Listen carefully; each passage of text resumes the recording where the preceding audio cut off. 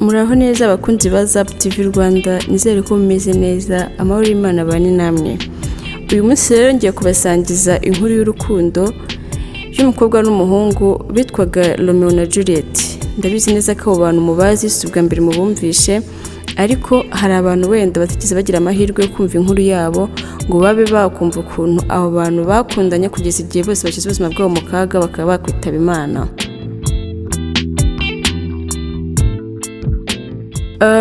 Mbanza rero kubasaba umuntu utarakora subscribe abikore kugira ngo ajye abasha kubona n'izindi nkuru nyinshi nziza kandi zimuryoheye. Dutangira rero ndababwira inkuru ya Romeo na Juliete. Hari mu mujyi wa Verona aho imiryango ibiri ikomeye wa Montague n'uwa Capulet yari ifitanye urwango rukomeye cyane. Umuhungu witwaga Romeo wo mu muryango w'aba Montague ajya mu birori byo kwa Capulet atatumiwe.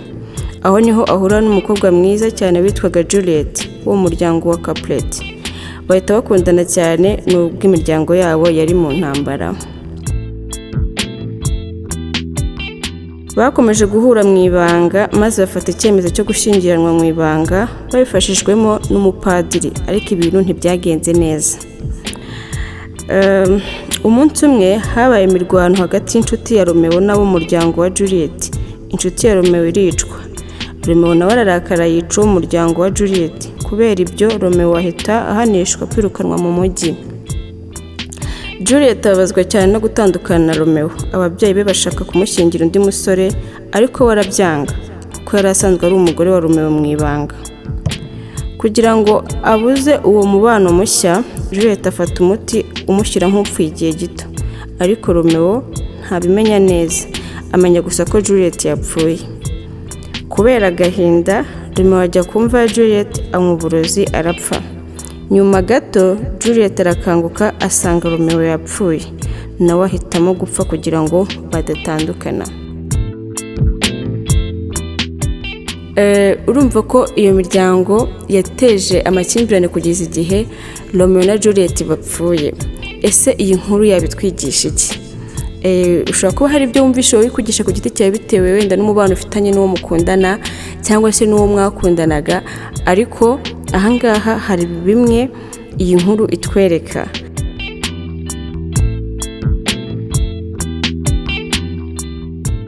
Icyambere rero, urukundo rushobora gukomera cyane ariko rukangizwa n'urwango rw'amakimbirane.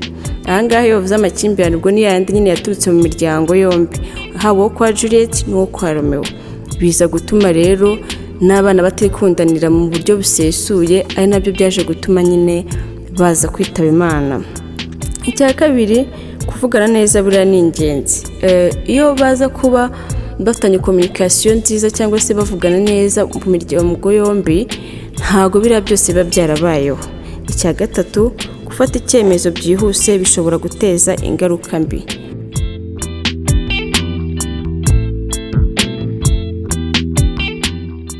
Ubwangaha isomo ririmo ni ukudahubuka. Kuba wenda wahubuka ugiye gushyingira umwana mu buryo adashakamo utamuganirije, ese uba wumva ko urwo rugo rushobora gukomera kandi wumva badakundana? Ikindi, no mu bindi byemezo byose no mu bundi buzima busanzwe, guhubuka burya ntago ari ingenzi. Usibye n'ibi ngibi bya Romeo na Juliete, turabizi neza ko no mu bindi bintu ujya gukora byose iyo uhubutse hari igihe bitarangira neza. Nizere ko rero mwaryohewe n'inkuru. Imana ibahe umugisha, mukore subscribe, like, share na comment. Turabakunda cyane. Ciao.